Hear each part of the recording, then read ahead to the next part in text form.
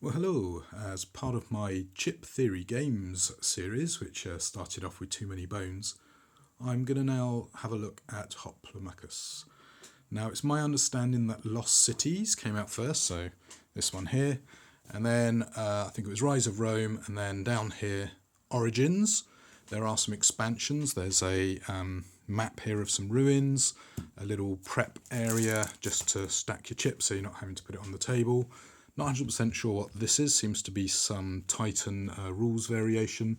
And then a whole load of weird little baggies. Now this baggie here is the Beast and Master, which is an expansion set for any of the games really.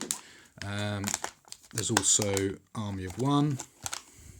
Is this the dice? No, Legends of the Sand. Blade's Edge, and then finally some fancy metal dice. So I've got all this to have a look at and try and work out how to play. And this game is what led to the Too Many Bones game coming out. I've played another solo adventure against the Goblin King. So I've played 3 games in total, and each time I've been punched in the face, but slowly learning a bit more about the game. So in this video, I'm going to be looking at Lost Cities, and we'll have a think about how to deal with all these other options at a later date. Okay, so we're going to get the Lost Cities open. It's a pretty big box, and it's also incredibly heavy. It's come with some shrink wrap that's peeling off, so anyway, let's get inside. Okay, so on opening the box, you are presented with the rulebook, a packing note. Thank you very much, Cheryl, for packing my box. Something I'm not sure what that's for. Looks like some little adventure campaign. A nice little bag. Oh, I've actually got 3 bags. Excellent. Good old silica gel. I believe these are the various cities and gladiators you're going to face. A map, a little empty roll, because expansion maps like this can drop in. Oops. And of course your health chips, which are not the premium type. They are the cheap, horrible, nasty plastic ones. They're actually fantastic, by the way. We've also got a whole load of funky bits. So we've got some nice little crystals for tracking stuff. Seem to have quite a few of those. These funky dice. And I think we've got some D6 as well. So let's dig things out so we can have a closer look at them. Okay, so we've got most of the bits out the box. We've got the life counters, very similar to the Too Many Bones. They're pretty decent plastic quality, whereas the actual main playing pieces are lovely clay poker chips. You get 3 nice little crystals for marking things on the playmat. A little flip token, 4 of the yellow, 2 of the black, 2 of the blue, and 2 regular dice, one of a different colour to the other. Then you get your black tokens, which I believe are the kind of the AI that you will fight if you're playing solo. A crowd effect, gladiator, and tactics. Then your 3 cities, so Xanadu, Atlantis, and El Dorado. And I believe that's that little sheet of paper that I was wondering what the hell's that for. This bit here, so obviously it tells you what the powers are of the particular faction. So El Dorado has slightly different powers to Atlantis, for example. So the chips, slightly different to Too Many Bones. You've got, let's make sure we can get that at the right angle. You've got life, attack, move, and I'm not sure what that bottom one is. I'd have to have a look at the rule book. The dice you'll roll to attack any particular thing. So for example, the Arena Beast has combat lock, and there are a few Arena Beasts. You then get, after you've got through them, into some criminals. So looks like they charge towards your hero or champion, and then what I would call like hero chips. So they're your kind of 3 main enemies if you're fighting against the AI. The gladiators, they are all slightly different, so that's a nice little touch. The tactics are funky little things. So for example, you can put this tactic on someone. So non-champion unit cannot be damaged until the start of its next turn. And there's quite a few of those, so that's a nice little extra bit. When it comes to the cities, it strikes me as the units are all pretty similar. So you've got a double-sided marker for your particular faction. You've then got what I believe is your champion, and the reason I think this is the champion is he's got a lot of life, and when you flip him over, he's got a grey side, so I'm pretty sure he is the champion. You've then got a couple of units, which are actually tactics rather than actual playing pieces, and then you get into a set of various things. So you've got an attacker, a brawler, what else we got? Defender. Have we got a ranged guy, or is that the attacker? Then you've got a tactician. So as far as I'm aware, all the factions have a similar mix of base units, so they're all fairly balanced against each other. Obviously, the champion for each faction, though, is potentially slightly different. I haven't actually checked that. So it looks like they potentially are fairly balanced, but with slightly different abilities on them. So that's a nice little touch there. And of course you can expand it with the extra box. So let's have a look at the map. Well, as you might be able to see, it's quite an impressively large map. So let's get down a bit closer to the table and talk a little bit about it. Okay, so I've had a quick skim of the rules. As far as I can see, you randomise the beast and the criminals. You deploy your champion, who is inactive. You get 6 gladiators at random with 1 tactic at random. I've picked a random boss who you probably can't see up the top here.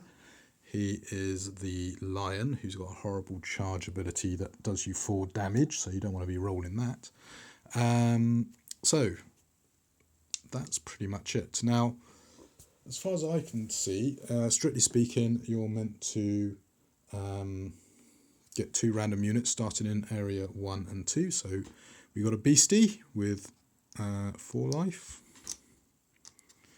And we've got, a champion, a criminal, 1, 2, 3, 4, who will be coming for my champion. So that's the random deployment. So I get to go, and ideally you defeat 3 bosses. But that seems pretty tough to do. And that's the game, basically. So I guess I ought to get cracking. Okay, now at the moment I've got 0 crowd favour, and I need to occupy these stones to get either 1 or 3 crowd favour per turn. If I kill an enemy unit, I get 2 crowd favour, unless of course it's the boss, in which case I will get 4 crowd favour. And as I creep up when I get here, I'll be able to get hold of this tactic here. So I need to deploy, I believe it's 2 people. So what do? I think I want someone who's pretty tough, so I think we're going to go with this guy here. Here's my defender. He has the ability to intercept blows from my champion, so he basically can damage soak. Or if I actually want to do some damage, possibly want to go with this guy who's got 3 hits, 1 attack, I believe that is, 2 move, and then he can attack at a tactical range of 1. That's what that last little icon is there. Okay, let's have a think about that. Okay, well, looking at it, I think I'm actually going to change my mind and go with an archer. So he's got 2 life, a range attack of 2. So, come on, focus. So a range of 2 on his attack. Can move 1 and has a tactical range of 2. He's only got 2 life though, so let's pop him down over there, I think. And because he's just deployed, he can't move, which is a bit of a pain. So that's pretty much it done for me. So criminals are going to move, so this guy's going to move 2 towards my champion. The animal, though, I roll randomly, so I'll go white first. So white goes in that direction, but 4 goes in that direction, so effectively ends up in the same spot. Now, I do need to check whether the animals can, in fact, go on to the stones. It's possible they can't, in which case this guy here would move round here. This guy would refuse to go there and then go there. So I might change my mind and say they can't go on the stones, because unless I read otherwise, Let's stick with that. So that's it. That's turn 1 done. Apart from one thing, the big bad boss who I rolled a dice for, I rolled a 3. So on the actual boss, it has on a 1 to 3, it does its base attack. On a 6, it does a chase down. Now you are still meant to roll for the attack because these dice can cause a particular effect to trigger. So I guess I ought to do that. Now looking at him, he's a bit of a beastie. He rolls 2 black dice, a yellow and 2 blue. Now on these dice you got an H for hits. Now I managed to roll dreadfully and rolled just 1 hit, so that would have been quite good if that had been an actual attack, because I managed to avoid a lot of damage there. Okay, so it's my go. I haven't got any stones occupied, haven't killed any gladiators, haven't killed any criminals or beasts, and I haven't killed a boss, so I'm still on 0 crowd favour. However, this guy is able to activate, but I will actually get a chance to deploy. So I think this time I will deploy the guy I was debating about. So he's got 3 life. And I think I'm going to pack a load of guys in. Actually, let's go on this side because I want to get him onto there and him onto there. Now, tactical range of 2. So if I can get this guy close to this, I can actually potentially stun him.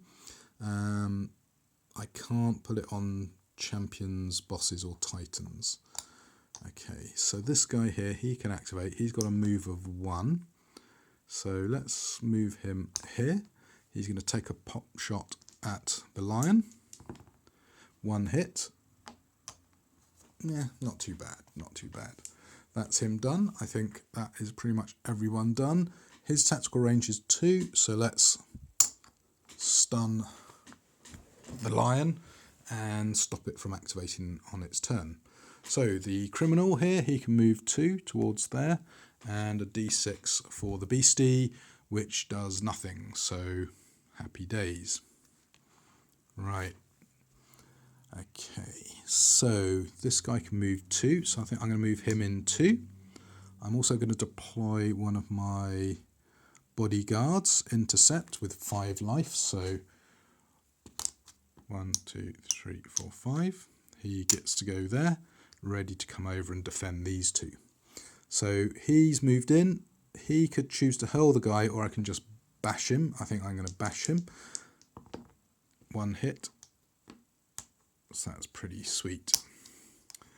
Okay. They activate. This guy moves. He is going to attack my champion, which will activate him. So 1 of each colour, 2 hits on my champion. So ouch. Flip him over. Okay. This guy doesn't activate, so that comes off. Then I roll for the lion, who again, thankfully, doesn't activate. So my turn, deployment. I think we get a tactician this time. He's got 2 life. He's got a tactical range of 3. So yeah, let's put this guy here. He can't activate, sadly.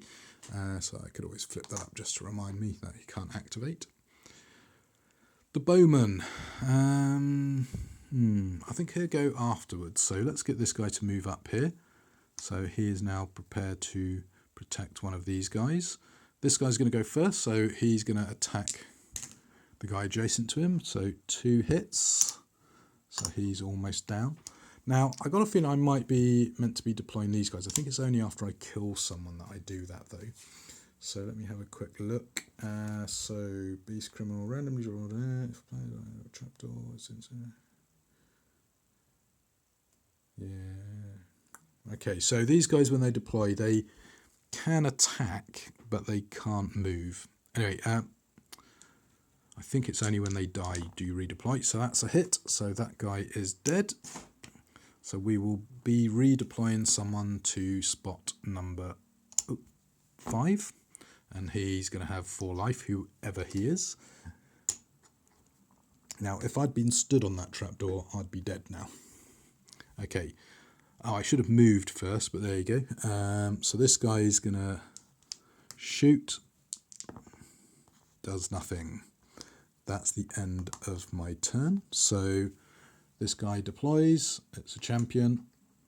Lion, let's roll for him. He does nothing, thankfully.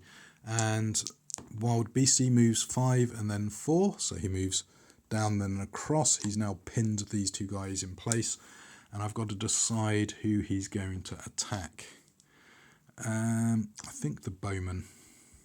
I'm not sure how you exactly work that out. That's some of the finesse of the rules which I haven't read yet. And he does 2 hits, killing my bowman.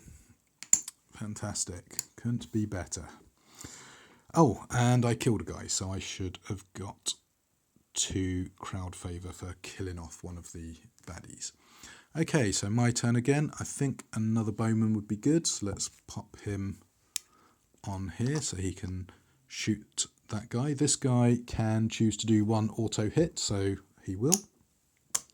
Actually, before I do that, let me move because there is a strict turn order. So this guy can move 1, so he's going to move across. This guy can move 2, so he's going to move.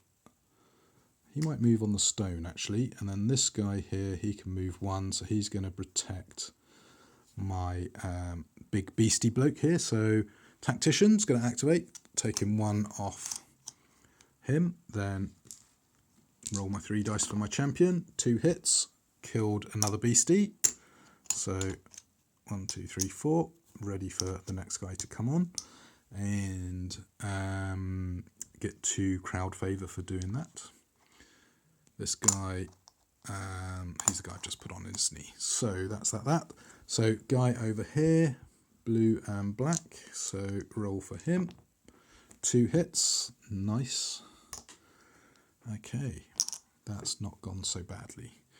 So that's my turn over. So D6 for my new deploying guy. 5. Looks like someone's there. What happens if someone is there? That is a good question. So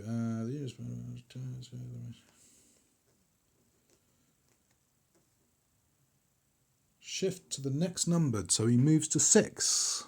So he deploys there, and it's another randomly moving beastie. So this guy here, he's going to come for my champion. Lion, what's he going to do? Where's my dice? Ooh. Yeah, he's doing nothing, thankfully. Okay. Attack against my champion. 1 hit. Let's take that on my defender. That's what he's there for. Okay, that's all over. I'm on the stone. I get a crowd favour point, which unlocks this. So add to a non-champion unit's basic attack roll. So yeah, that's going to go on these, and what's that, Xanadian Brawler. So he's got +2 blue, so that's nice. This is where you need extra dice, because in the base box you only get 1 set of dice. So thankfully I do have some extra ones which I haven't opened yet. Anyway, final guy's going to deploy. He's a strategist guy. Let's pack in everyone here. So he's deploying. Okay, so this guy can move 1, 2, 3. Yeah, let's move him on to there. Let's move this guy 2. This guy's going to use his ability to strip a life off that guy. This guy's going to roll his 2 blue, so that's 2 hits, and then a blue and a black. That's 4 hits, dead. So that's another 2 favour. So next guy will be coming out. And let's see. This guy could choose to attack that guy. Or, yeah, let's leave the champion to finish him off. 3 hits. That guy's dead, so that leaves another guy to come out. So need another life. So got 2 guys redeploying this turn. And that's pretty much it for me. So flip this guy over. Where's my beasties deploying? So number 1. And it is a champion hunter. So he is going to go off, arena criminal to use the proper name. Oops. And number 3, so a beastie all the way over there. So lion's the only guy you can move this turn. He unfortunately is moving to the closest unit. I'm going to hit him for 4. So he's going to come and kill this guy, which is a pain. And I want him to be close to my champion, so let's have him charge me there so I can nail him. Now this guy who's just appeared, he can attack, but he can't move.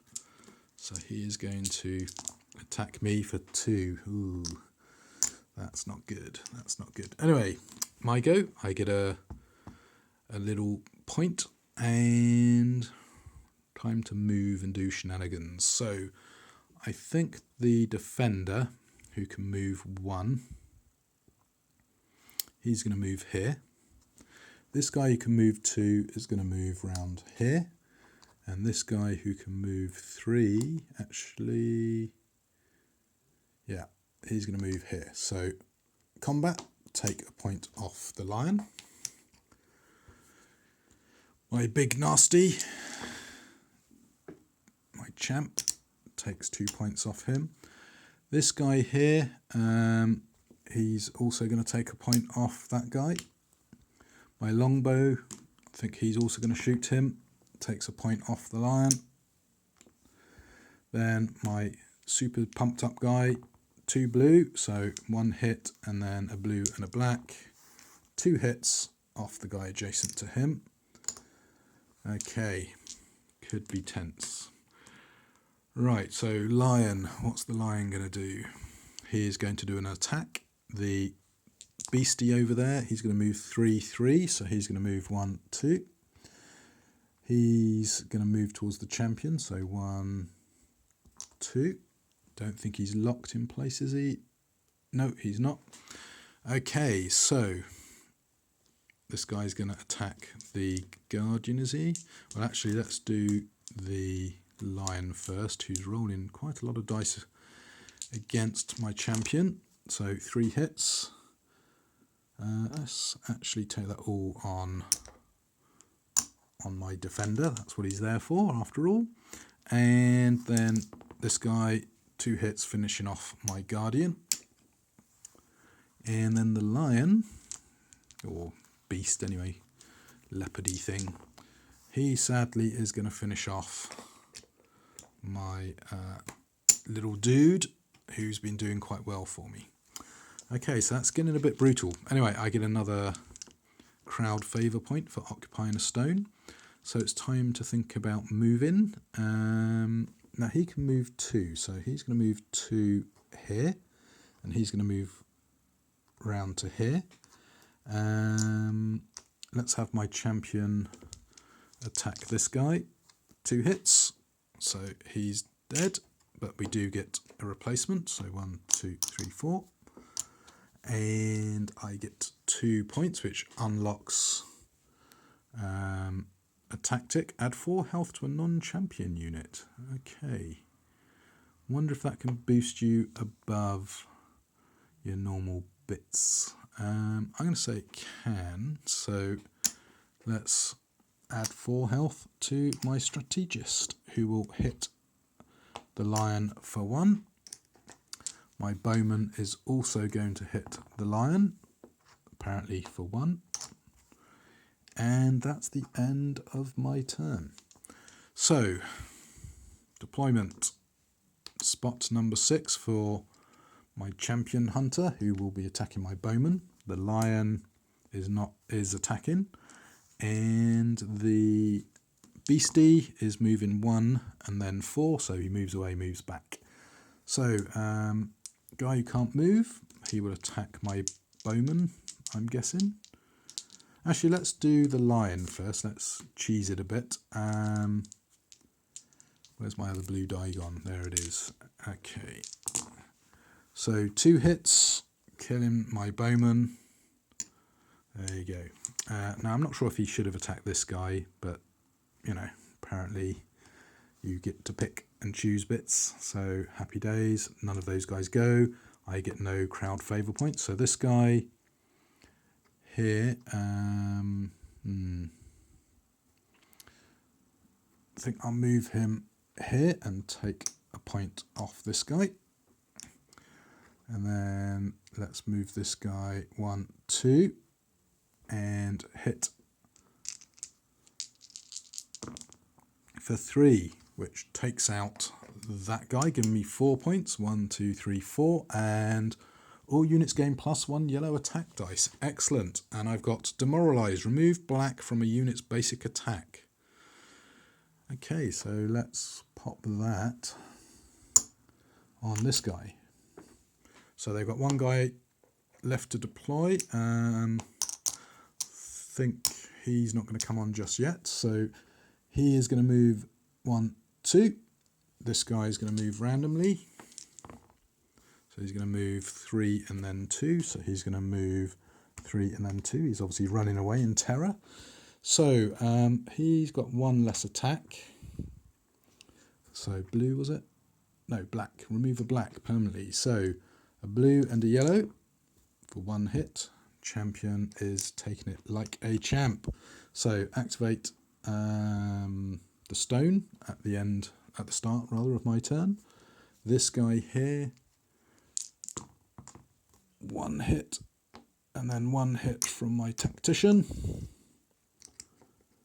Okay, end of turn. So yeah, random move. So 4 and then 5. So, oh no, he's coming back for more. And then guy there, blue and yellow against, let's say, my champion. Tends to target the champion from what I can gather. Okay, so my turn, I get a stone. And am I going to move? Yeah, I can't quite. Yeah, I might do. Let's move him around here. So let's ping 1 off that guy with my strategist, and then hit this guy with my champion for 3, killing him. Excellent. Unfortunately though, that does mean we get a deployment to spot 6. Beastie moves 1 and then 3, so he moves 1 and then 3, deciding to run away again. This guy flips. It is a beastie. He has combat locked my strategist, and he will be biting him for no damage. Fantastic. Okay, so my turn. Get another point. 1, 2, moving in. So let's hit him for 2, and then ping him for 1 with my strategist. He's just about alive. So this is coming down to quite a tight little fight. So 6 and then 2, 2 and then 6. So he's running away. That guy there, 3 and then 2. He's definitely running away. Okay, so still on the rock. Another point. Soon to unlock my crowd favour gladiator. And I think for move, we're going to move 1, 2. This guy can ping him to death because he's within range. Beastie's turn to activate. He's all by himself. He's not a happy chappy. And he runs away and then off to there. So start of my turn, I get my gladiator. So there you go. I can deploy him. Let's move him here. Actually, hold on. All deployment hexes are active. Let's pop him here. I don't think he can activate. And I've been forgetting my extra yellow dice that I unlocked as well. Okay. Might as well move him. So 1, 2, 3. Yeah, he can ping him for 1. And then he can move 1, 2. Just need to... Now, normally I guess you'd get one of the other bosses coming out, but for the purposes of just a quick demo of how I think the game flows, I'm going to call it quits here in a sec because it looks like I've got this one in the bag. Anyway, let's roll for the beastie. 4 and then 3, so he moves adjacent to my freshly spawned gladiator. Oh, fresh food. Oh, and kills him. So, yeah, probably a good move there by the beastie to go after that guy. It's a shame he rolls 2 black dice. He would have been nice to do. Anyway, move in 2, move in, ping him for 1, and then I get a yellow, 2 black and a blue for 1 hit, dead. I declare myself the champion of Paluzzo Arena. Anyway, hopefully I didn't make too many rules errors there. I've literally spent less than 5 minutes reading the rule book, so it is highly likely I made a mistake. But as you can see, it can be quite a fast and frantic little game, and it was quite enjoyable. I can see against a real player it being much. Well, I hope you enjoyed my whistle-stop tour of a solo game of Lost Cities. Now, just one thing that I'm just concerned I might have played wrong is with the Beast, it's got this combat lock ability. Now, I know that you can't move away from a Beast, but it's possible I moved the Beast away when it was engaged. If I did so, that's not actually, strictly speaking, allowable, because as per page 9, once adjacent, the Beast is engaged and neither Beast nor player can disengage until one has been eliminated. Other units may join the fight, but each contact made will lock them in place until the battle is resolved. So, yeah, that's possibly something I got wrong. Now, that's where the hurl ability of my faction could have come into play and helped stuff. And I was correct. There is actually a diagram, which you can just about see in the top corner there, where it says that basically the stones cannot be passed through by the kind of board pieces. So I can step onto the raised plinths, but the beasts and the criminals cannot. So hopefully that's about the only thing I got wrong. There's bound to be something else. There always is when I do these quick playthroughs. But I'm pretty impressed that, open the box, quick 5-minute skim of the rulebook. I was able to have a game, and as far as I can tell, haven't made too many errors. As I say, there's bound to be a few I've missed. But as I was saying earlier, game components are good, gameplay is good fun, and on a one-on-one combat or co-op versus the board, I can see a great deal of fun being had.